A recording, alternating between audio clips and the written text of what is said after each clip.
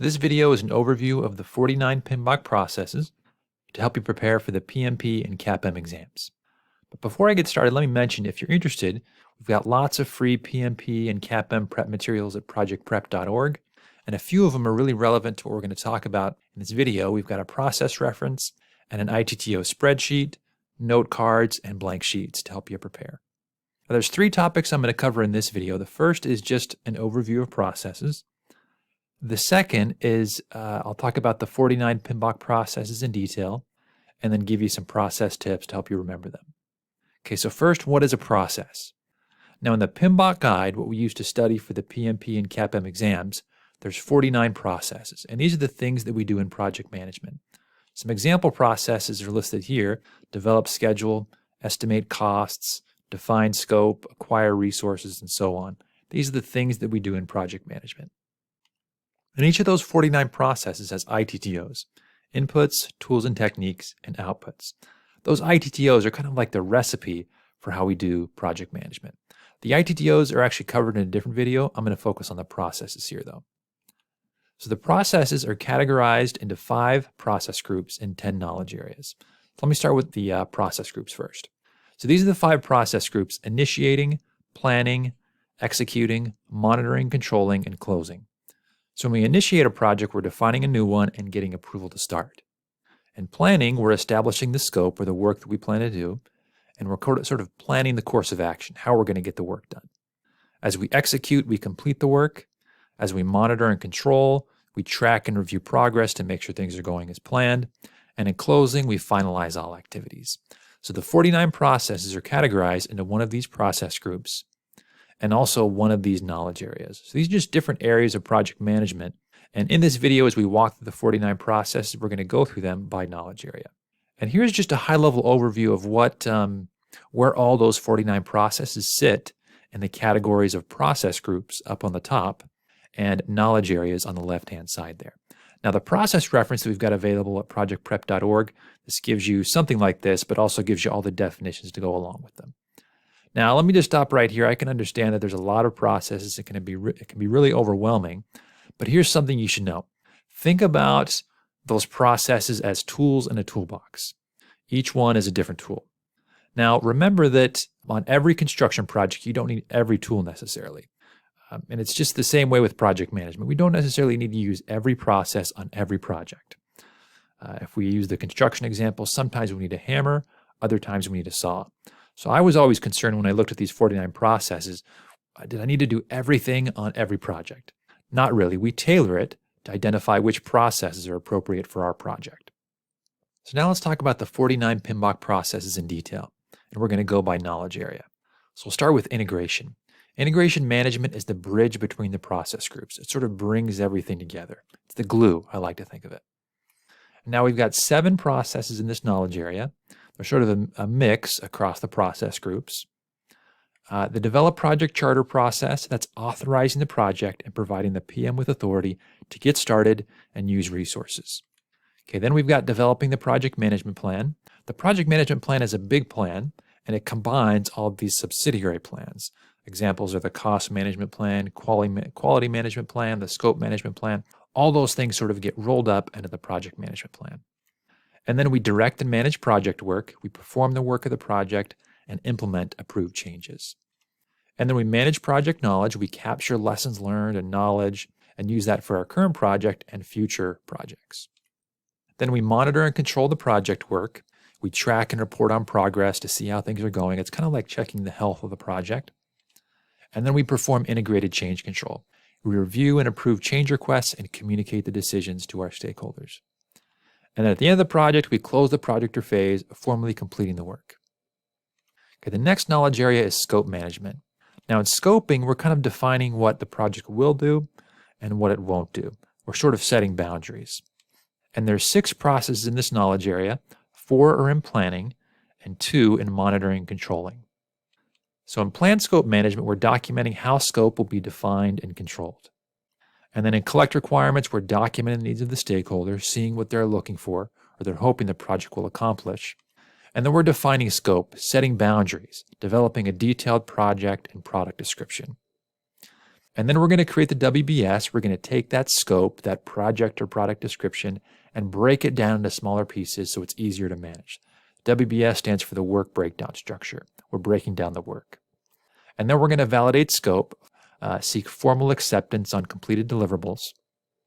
And then we're going to control scope, monitoring the project scope and managing changes to the scope baseline. Okay, so now let's talk about schedule management.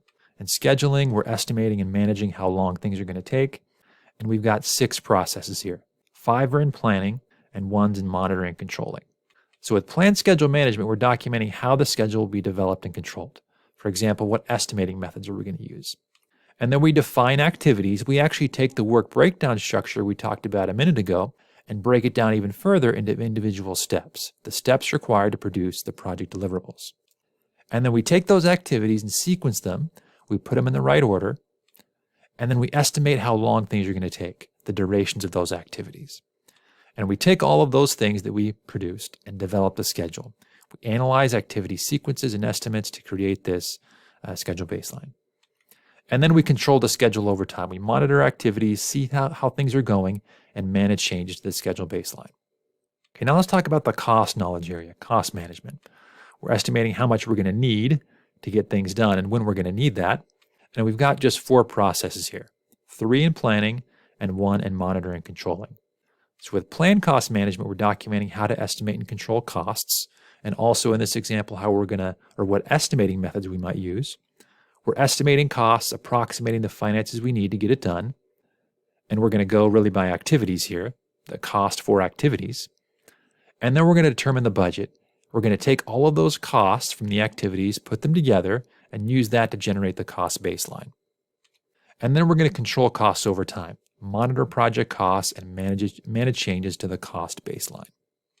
Okay, now let's talk about quality management. And we define quality as something serving its intended purpose and being free of defects.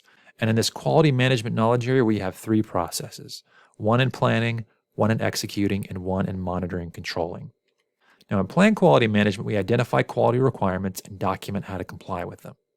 And then we manage quality. We convert that quality management plan into actionable quality activities, things we're going to do to comply with our quality requirements. And then we control quality over time. We monitor the outcomes of activities and deliverables and see if we're achieving the appropriate levels of quality. Now let's talk about resource management. That's acquiring and managing resources that includes labor and materials, both of those. And so we've got 6 processes here, 2 in planning, 3 in executing, and 1 in monitoring and controlling. Okay, so in planning, we've got planned resource management, documenting how to estimate and acquire and manage project resources. We're going to determine how to get what we need. And then we're going to estimate the resources we need, the manpower, the materials, and the equipment. And then we're going to acquire those resources and actually get them. And then we're going to develop the team. This is labor specific, improving team skills in relation to improve their performance. And then we're going to manage the team, track their performance, provide them feedback, and resolve issues. And then we control resources over time. We monitor planned versus actual resource usage. Okay, so now let's talk about communications management. We're sharing project information with stakeholders like a weekly status report with our sponsor. So we've got 3 processes here, 1 in planning, 1 in executing, and 1 in monitoring and controlling. So in planned communications management, we're developing a plan for communications based on the needs of the stakeholders. So what do they need? What type of information? When do they need it? That sort of thing. And then we manage communications. We create and distribute that information. And then we monitor communications over time to see if our stakeholders' needs are met. Okay, now let's talk about risk management. Now, risk is an uncertain event that, if it occurs, has a positive or negative effect on the project. Could be positive or negative. And positive effects, we call those opportunities, and negative effects, we call those threats. So here are the 7 processes. 5 are in planning, 1 in executing, and 1 in monitoring and controlling. So in plan risk management, we're defining how to conduct risk management on the project. How are we going to do that? What methods are we going to use? That sort of thing. And then we're going to identify risk, detecting risks that may affect our project. And we're going to document those in the risk register, which we're going to update as we go through this. And then we're going to perform qualitative risk analysis. We're going to prioritize risks based on their probability, the likelihood of them happening, and their impact. If they do happen, how bad will it be? And then after qualitative analysis, we're going to do some quantitative analysis, numerically analyzing the effect of risks on project objectives. And then we're going to plan risk responses. After we've identified and analyzed the risks, we're going to plan how we're going to respond. And then we're going to implement those risk responses in the executing process group. And then over time, we're going to monitor risks. So we'll track the existing ones and identify new ones over time. Okay, so now let's talk about procurement management.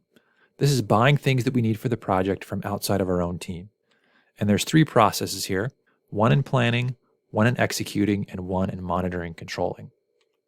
So in planning procurement management, we're documenting the procurement method, identifying what we need from outside sellers and identifying potential sellers that could provide that.